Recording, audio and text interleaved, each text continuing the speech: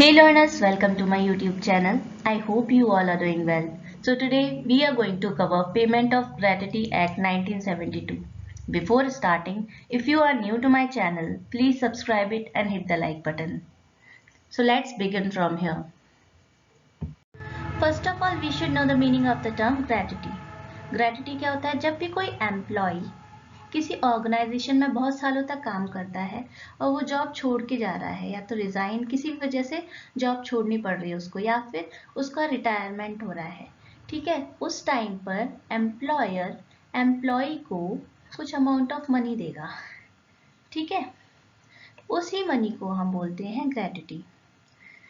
इसका main objective होता है जब भी कोई एम्प्लॉय जॉब छोड़ता है या फिर रिटायर होता है तो उसका जो सोर्स ऑफ इनकम है वो ख़त्म हो जाती है। अगर सोर्स ऑफ इनकम ख़त्म हो जाएगी तो उसको फिनेंशियल प्रॉब्लम फेस करनी पड़ सकती है।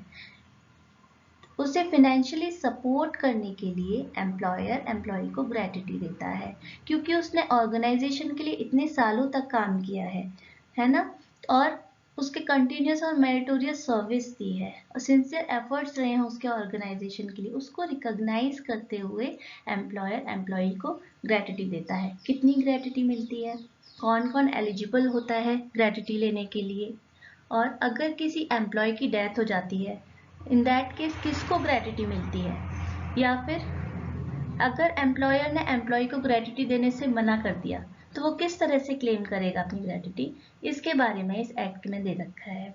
इस एक्ट में टोटल 15 सेक्शंस हैं। अब हम इसे डिटेल में पढ़ेंगे। इस एक्ट में सेक्शन 1 दिया हुआ है short title, extend, application and commencement. Short title है इसका gratuity act 1972। Extend, it extends to whole of India, लेकिन एक एक्सेप्शन दे रखा है कि अगर कोई प्लांटेशन या पोर्ट से रिलेटेड इस्टेब्लिशमेंट है और वो जम्मू एंड कश्मीर में सिचुएटेड है, उसके ऊपर ये एक्ट एप्लीकेबल नहीं होगा। इसके अलावा हर जगह ये एक्ट एप्लीकेबल होगा। कहाँ कहाँ एप्लीकेशन होगा इसका?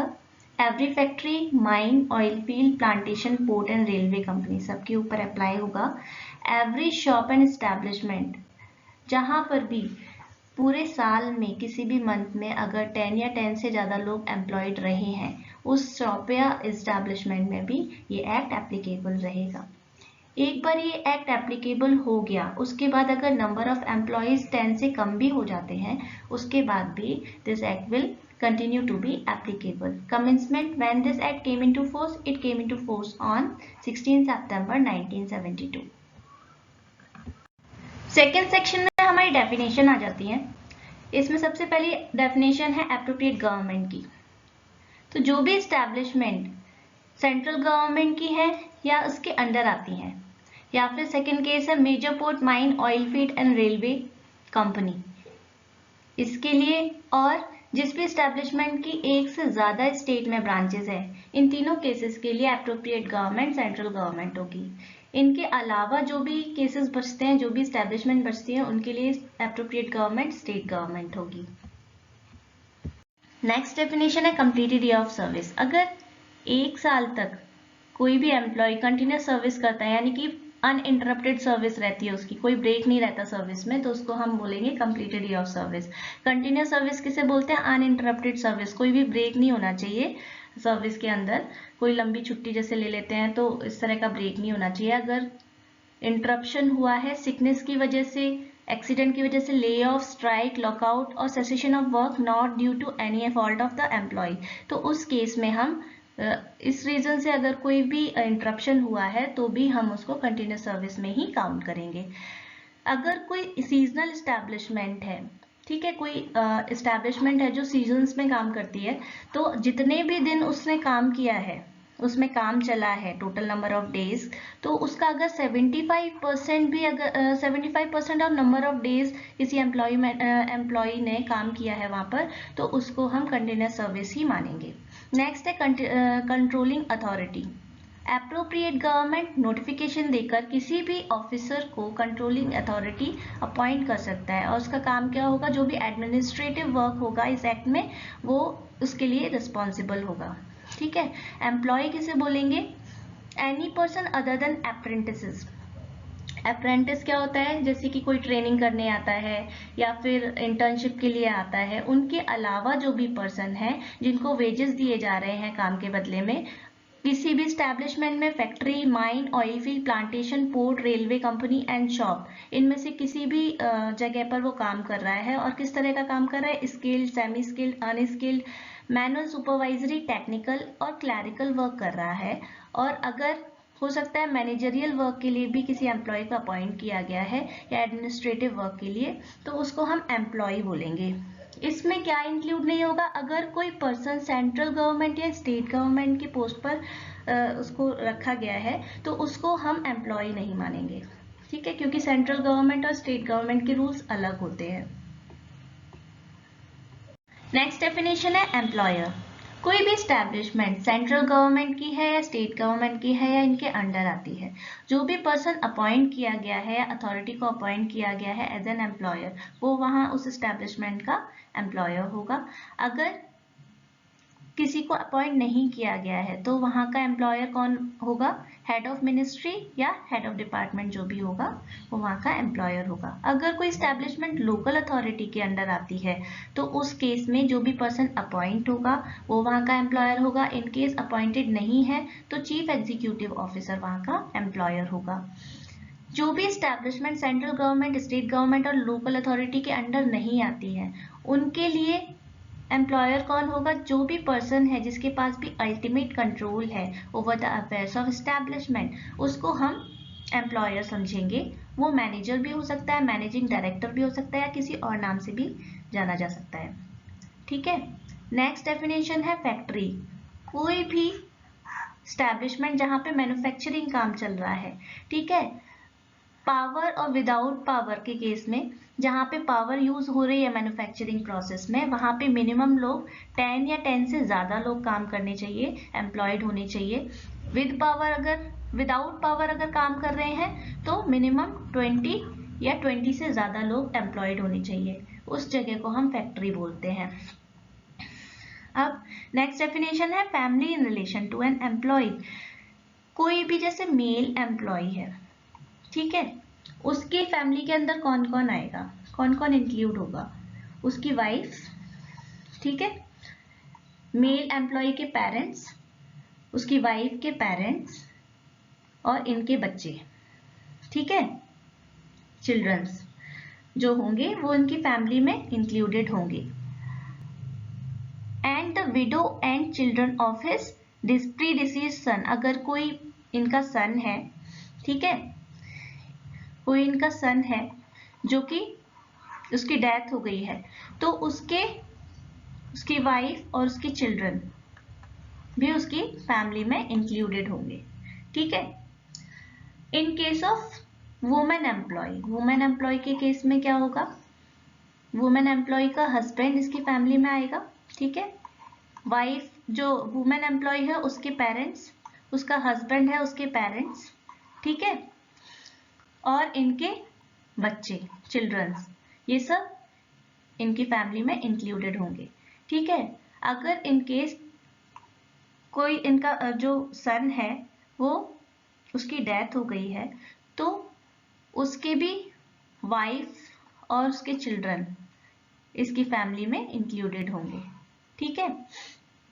अगर वुमेन एम्प्लॉय या फिर मेल एम्प्लॉय ने किसी बच्चे को अडॉप्ट किया है, ठीक है, अगर किसी को अडॉप्ट किया है तो उस केस में वो जो अडॉप्टेड चाइल्ड होगा वो भी इनकी फैमिली का हिस्सा होगा। अगर इन एम्प्लॉय ने, वुमेन एम्प्लॉय या मेल एम्प्लॉय ने अपना बच्चा किसी और को दे दिया है, ठीक है, किसी और ने इनका बच्चा अडॉप्ट कर लिया है तो उस केस में वो जो बच्चा है वो फैमिली में इंक्लूडेड नहीं होगा, ठीक है, he will be deemed to be excluded from the family, ठीक है। नेक्स्ट डेफिनेशन है मेजर पोर्ट।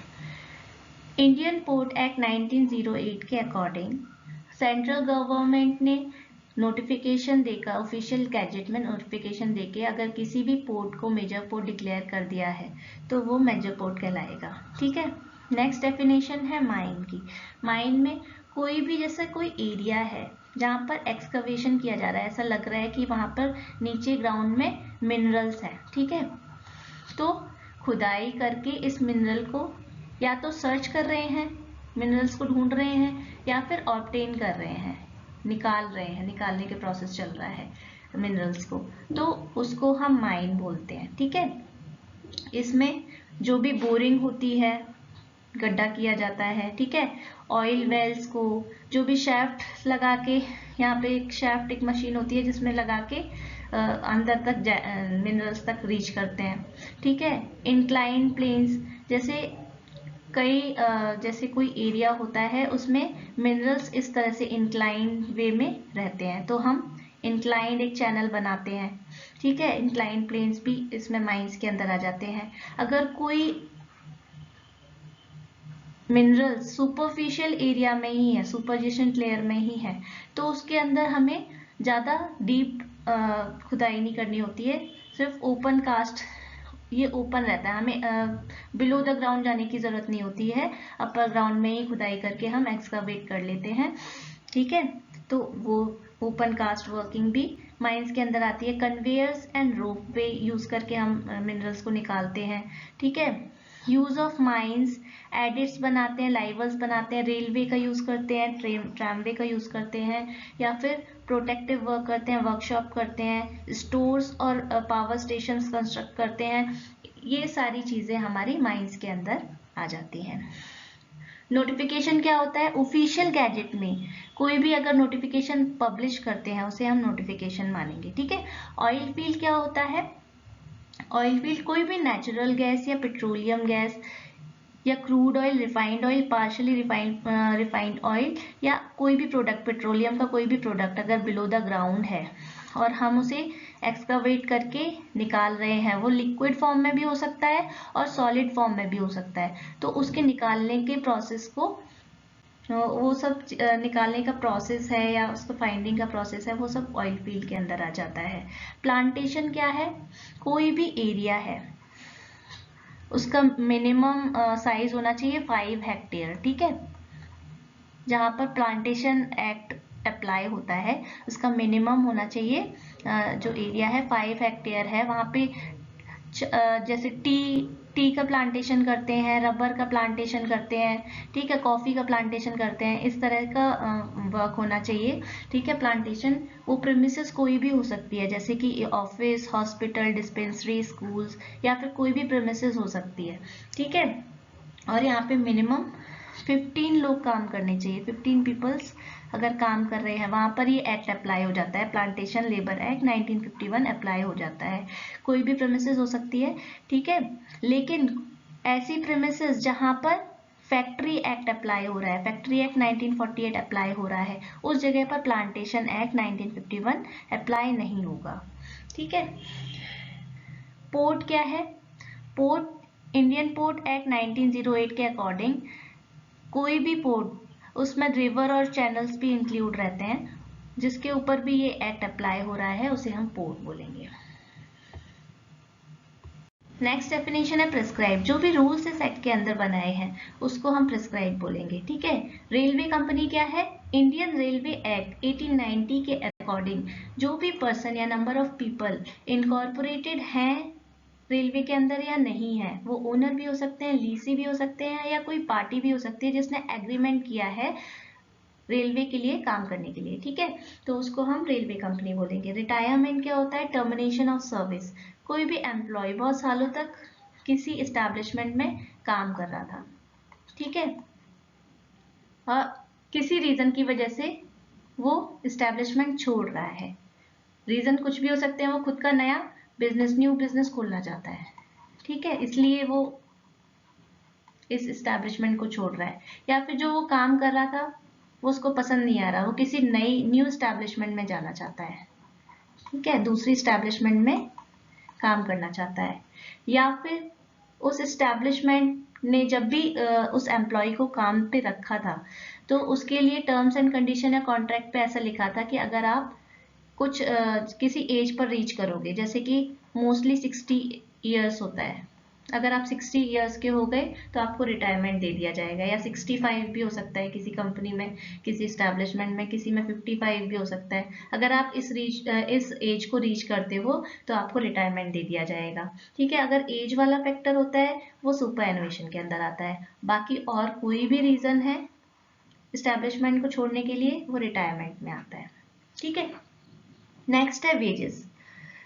जो भी एक एम्प्लॉयर है, ठीक है, वो एम्प्लॉय को किसी काम के लिए रखता है, किसी काम के उसे कुछ काम देता है और एम्प्लॉय उसको काम कंप्लीट करके देता है। इसके बदले में एम्प्लॉयर एम्प्लॉय को मनी देता है। ठीक है, जो भी मनी एम्प्लॉय को मिल रहा है ऑन ड्यूटी और ऑन लीव, जैसे कि कई एस्टेब्लिशमेंट में होता है कि अगर आप 15 डे काम करोगे तो आपको एक लीव मिलेगी, एक अर्नड लीव मिलेगी। ठीक है, लीव ऑन वेजेस। ठीक है, और कई स्टैब्लिशमेंट में होता है अगर आप 20 डेज काम करते हो तब एक मिलेगी, एक अर्नड लीव मिलेगी।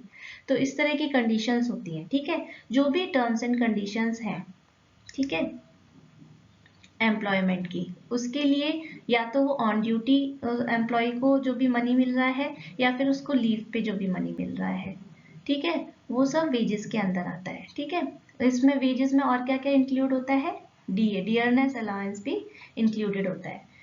क्या क्या इंक्लूड नहीं होता, जैसे कि उसको बोनस मिलता है, कमीशन मिलता है, हाउस रेंट अलाउंस मिलता है, ओवर टाइम वेजेस मिलता है या फिर कोई और भी अलाउंस मिलता है, तो वो वेजेस में काउंट नहीं होंगे। वेजेस में क्या क्या काउंट होगा, ऑन ड्यूटी जो उसको मनी मिल रहा है, या ऑन लीव पर उसे छुट्टियों में मिल रहा है जो भी मनी, या फिर उसको जो डियरनेस अलाउंस मिल रहा है, ये सारी चीजें वेजेस में इंक्लूड होंगी। सेक्शन 2A है कंटिन्यूस सर्विस। कंटिन्यूस सर्विस की डेफिनेशन हमने 2C में पढ़ ली थी, अब 2A में थोड़ा डिटेल में दे रखा है।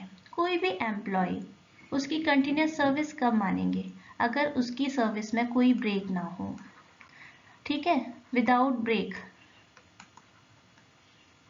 उसकी सर्विस है तो उसकी सर्विस को हम कंटिन्यूस सर्विस मानेंगे।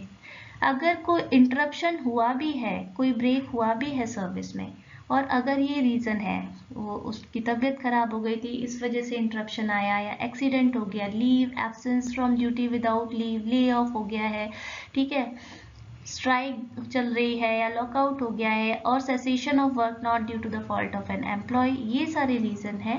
अगर इन सारे रीजंस की वजह से इंटरप्शन हुआ है तो तब भी उसको कंटिन्यूस सर्विस में इंक्लूड किया जाएगा, उसकी सर्विस को कंटिन्यूस सर्विस माना जाएगा।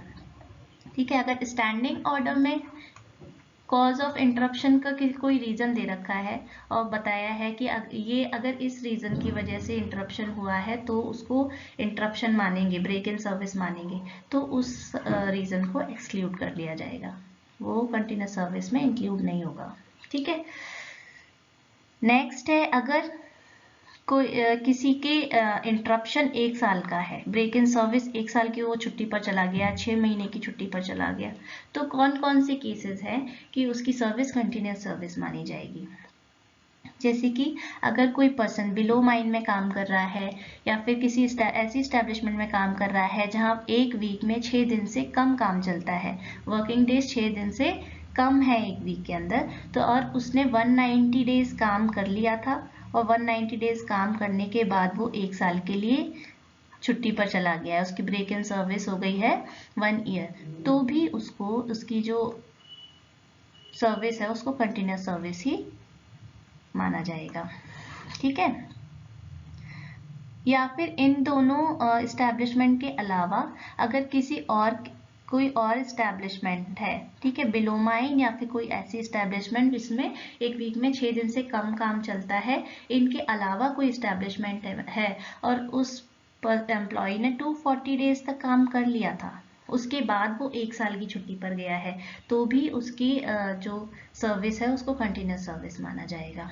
अगर एम्प्लॉय 6 महीने की छुट्टी पर चला गया, लेकिन छुट्टी पर 6 महीने की छुट्टी जाने से पहले उसने 95 डेज काम किया है, अगर वो एम्प्लॉयड है बिलो माइन में या फिर किसी ऐसी इस्टेब्लिशमेंट में जहां पर एक वीक में 6 दिन से कम काम चलता है, और उसने 95 डेज कंप्लीट कर दिए थे, उसके बाद 6 महीने की छुट्टी पर गया है। इन दोनों इस्टेब्लिशमेंट के अलावा कोई और इस्टेब्लिशमेंट है, उसमें अगर एम्प्लॉय ने 120 डेज कंप्लीट किए थे वर्किंग डेज, ठीक है, तो उसको उसकी सर्विस को कंटिन्यूस सर्विस ही माना जाएगा। While calculating the number of days on which employee has actually worked, कुछ ऐसे भी छुट्टियां होती हैं, कुछ ऐसा भी टाइम होता है जब एम्प्लॉय एस्टैब्लिशमेंट में काम नहीं करता लेकिन उसका वर्किंग डे काउंट होता है, ठीक है। जैसे कि किसी भी एम्प्लॉय को ले ऑफ दे दिया, ठीक है, तो ले ऑफ क्या होता है, कोई भी स्टैब्लिशमेंट में इमरजेंसी कंडीशन आ गई, इमरजेंसी कंडीशन की वजह से उसका प्लांट डैमेज हो गया या फिर जो भी मशीनरी थी वो ख़राब हो गई और उसको ठीक करने में अभी थोड़ा टाइम लगेगा, या फिर कोई मैन्युफैक्चरिंग प्रोसेस के लिए एम्प्लॉय को रखा था लेकिन जो रॉ मटेरियल है वो नहीं आ पा रहा है, ठीक है, वो रॉ मटेरियल ख़त्म हो गया है या फिर उसको मंगाने में थोड़ा टाइम लगेगा, तो एम्प्लॉयर यहाँ पर एम्प्लॉय को कुछ काम नहीं दे पा रहा है, ठीक है, एम्प्लॉय को कोई काम नहीं दे पा रहा, तो वो बोलता है जब तक मेरा प्लांट ठीक नहीं हो जाएगा या मशीनरी ठीक नहीं हो जाएगी या फिर रॉ मटेरियल नहीं आ जाएगा या फिर कोई और भी हो सकता है रीज़न, वो जब तक कंप्लीट नहीं हो जाता था तब तक आपको ले ऑफ पीरियड दिया जाता है under the agreement permitted by standing order, ठीक है। तो जितने भी दिन उसको ले ऑफ मिलेगा, ठीक है, तो उसको हम वर्किंग डे कैलकुलेट करेंगे, ठीक है, क्योंकि इसमें एम्प्लॉय की गलती नहीं थी, वो तो एस्टैब्लिशमेंट में काम करने आ रहा था पर एम्प्लॉयर उसको कुछ काम ही नहीं दे पा रहा था, तो इस वजह से उसको ले ऑफ दिया गया और ले ऑफ उसका वर्किंग डे काउंट होगा। या फिर उसने पिछले साल जितनी भी अर्नड लीव, प्रीवियस ईयर जितनी भी अर्नड लीव कलेक्ट की थी, ठीक है, उसने पिछले मतलब जो प्रीवियस ईयर में जो कलेक्ट करी थी उसे खर्च नहीं किया और वो नेक्स्ट ईयर में जाके लीव ले लेता है, तो उसको हम बोलेंगे, मतलब जितने भी दिन वो लीव पर रहेगा अर्न लीव पर, तो उसको हम वर्किंग डे में कैलकुलेट करेंगे।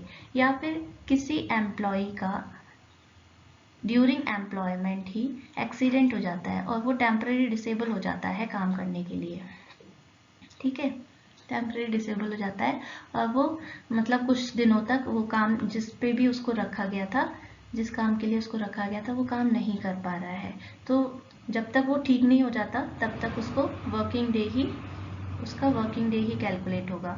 या फिर फीमेल है कोई, वो मैटरनिटी लीव पर चली गई, leave not more than 12 weeks तक वो छुट्टी पर थी, मैटरनिटी लीव पर थी, तो उसका मैटरनिटी लीव भी वर्किंग डे कैलकुलेट होगा, ठीक है। अगर कोई सीजनल इस्टेब्लिशमेंट है, ठीक है, और जितने भी दिन किसी इस्टेब्लिशमेंट में, सीजनल इस्टेब्लिशमेंट जैसे कुछ मंथ के लिए ही चलता है, तो अगर उसने किसी भी एम्प्लॉय ने जितने भी दिन वहां पे काम चला उसका 75% of the number of days, ठीक है, नंबर ऑफ डेज काम किया है, तो उसको कंटिन्यूस सर्विस ही माने जाएगा, ठीक है। कंट्रोलिंग अथॉरिटी कौन होता है, अप्रोप्रिएट गवर्नमेंट ऑफिशियल गैजेट में नोटिफिकेशन देके किसी भी ऑफिसर को कंट्रोलिंग अथॉरिटी अपॉइंट कर सकता है और वो रिस्पॉन्सिबल होगा, जो भी एडमिनिस्ट्रेटिव वर्क होंगे इस एक्ट के अंदर वो उसके लिए रिस्पॉन्सिबल होगा। और जो अप्रोप्रिएट गवर्नमेंट है वो अलग अलग एरियाज के लिए अलग अलग कंट्रोलिंग अथॉरिटी अपॉइंट कर सकता है। पेमेंट ऑफ ग्रेट्युटी, जिस भी एम्प्लॉय ने किसी भी इस्टेब्लिशमेंट में 5 इयर्स कंटिन्यूस सर्विस कंप्लीट कर ली है तो वो एलिजिबल हो जाता है ग्रेट्युटी लेने के लिए, ठीक है। कब मिलती है gratuity, on the termination of employment, termination का क्या रीज़न हो सकता है, सुपर एनुएशन, रिटायरमेंट, रेजिग्नेशन, किसी की डेथ हो गई है या वो डिसेबल हो गया एक्सीडेंट की वजह से या कोई बड़ी बीमारी हो गई है जिसकी वजह से वो जॉब कंटिन्यू नहीं कर सकता, तो ये रीज़न है टर्मिनेशन के, ठीक है। अगर किसी की डेथ हुई है या डिसेबल हो गया है कोई पर्सन, तो और उसकी जो कंटिन्यूस सर्विस है 5 ईयर्स से कम है, 5 ईयर्स कंप्लीट नहीं हुए हैं, तब भी उनको ग्रेट्युटी दी जाएगी। अगर किसी की डेथ हो गई है किसी एम्प्लॉय की, तो ग्रेट्युटी उसके नॉमिनी को मिलेगी। अगर एम्प्लॉय ने किसी को नॉमिनेट नहीं किया था, किसी को नॉमिनी नहीं बनाया था, उस केस में जो भी उसका हायर होगा, हायर मतलब वारिश, जो भी उसका वारिश होगा उसको वो ग्रेट्युटी दी जाएगी। अगर वो नॉमिनी या हायर माइनर है, लेस देन 18 ईयर्स के हैं, तो वो अमाउंट, जो ग्रेट्युटी का अमाउंट है, वो कंट्रोलिंग अथॉरिटी के पास डिपॉजिट किया जाएगा। कंट्रोलिंग अथॉरिटी उसको, उस मनी को इन्वेस्ट करेगा for the benefit of minor, और जब भी वो 18 ईयर्स का हो जाता है वो नॉमिनी, तो उसके नाम पर वो मनी ट्रांसफर कर दिया जाएगा। जितने भी साल उसने कोई भी एम्प्लॉय है, जितने भी साल उसने कंप्लीट किया है सर्विस का, ठीक है, उतने साल की उसको ग्रेट्युटी दी जाएगी। ग्रेट्युटी का रेट होता है 15 डेज ऑफ वेजेस। एक साल में जितना भी उसका 15 डेज का वेजेस बनता है, उसका वो एक साल की ग्रेट्युटी होती है, ठीक है। ग्रेट्युटी कैलकुलेट करने के लिए एक फॉर्मूला होता है, मंथली वेजेस, जितने भी उसके मंथली वेजेस हैं उसको डिवाइड करते हैं 26 से और निकालते हैं 15 डेज के उसके जितने भी वेजेस थे, ठीक है। Multiply by number of years he completed the service, number of years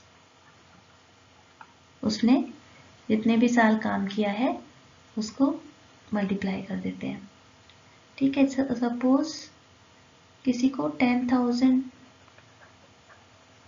salary मिलती है, तो उसको हम डिवाइड करेंगे 26 से, उसके 15 डेज के वेजेस निकालेंगे, और सपोज उसने 20 साल काम किया है, तो इस तरह से ग्रेट्युटी को कैलकुलेट करते हैं, ठीक है।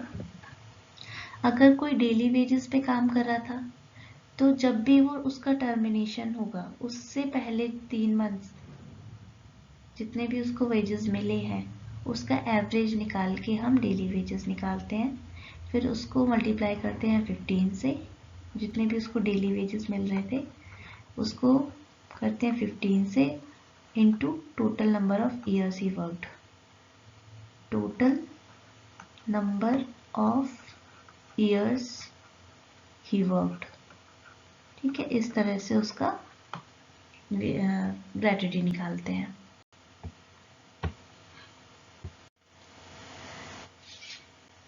अगर कोई एम्प्लॉय सीजनल एस्टेब्लिशमेंट में एम्प्लॉयड है, तो उसको ग्रेट्युटी किस तरह से कैलकुलेट करेंगे? उसकी एक सीजन की ग्रेट्युटी होगी 7 days of wages. Normal establishment में एक साल की ग्रेट्युटी होती थी 15 डेज ऑफ वेजेस, ठीक है।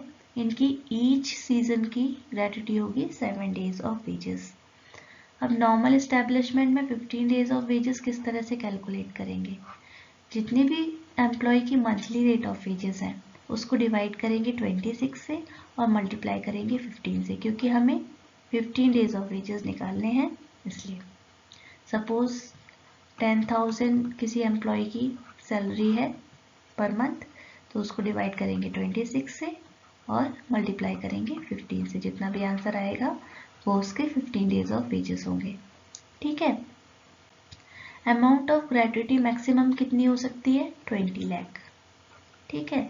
लेकिन अगर किसी टर्म्स और कंडीशन की वजह से, एग्रीमेंट की वजह से या कॉन्ट्रैक्ट की वजह से एम्प्लॉयर एम्प्लॉय को ज़्यादा ग्रेट्युटी दे रहा है, मोर देन 20 लाख, तो एम्प्लॉयर दे सकता है एम्प्लॉय को मोर देन 20 लाख, ठीक है। अगर किसी एम्प्लॉय का एक्सीडेंट हो गया और वो डिसेबल हो जाता है, ठीक है, जिस काम पे रखा गया था उसको वो काम नहीं कर पा रहा, लेकिन एम्प्लॉयर ने उसे निकालने की जगह उसे कुछ और काम दे दिया और उसे रिड्यूस्ड वेजेस पर रख लिया, तो उस केस में उसको कैसे उसकी ग्रेट्युटी कैलकुलेट की जाएगी? सपोज एक एम्प्लॉय था, वो स्टिचिंग का काम करता था, ठीक है, उसने 10 ईयर्स तक काम किया, ठीक है, लेकिन उसको बाद में 10 ईयर्स बाद उसका हाथ कट गया, किसी एक्सीडेंट की वजह से उसका हाथ कट गया और वो स्टिचिंग नहीं कर पा रहा है, उसे किसी और काम के लिए रख दिया गया और उसने आफ्टर डिसेबलमेंट उस एस्टेब्लिशमेंट में 15 ईयर्स काम किया है। ठीक है, तो अब इसकी, और पहले उसको मिलते थे 20,000 रुपीज और अब मिल रहे हैं उसको 10,000 रुपीज आफ्टर डिसेबलमेंट। तो उसकी ग्रेट्युटी किस तरह से कैलकुलेट करेंगे? जितने भी साल 10 ईयर्स उसने जितने भी वेजेस लिए हैं, 20,000 लिए थे, तो इस बिफोर डिसेबलमेंट इस वेजेस को कंसीडर करके उसकी ग्रेट्युटी कैलकुलेट करेंगे और 15 ईयर्स के लिए इस वेज को कंसीडर करेंगे। ठीक है, और बाद में ऐड कर देंगे दोनों को। तो इस तरह से इसकी ग्रेट्युटी कैलकुलेट की जाएगी।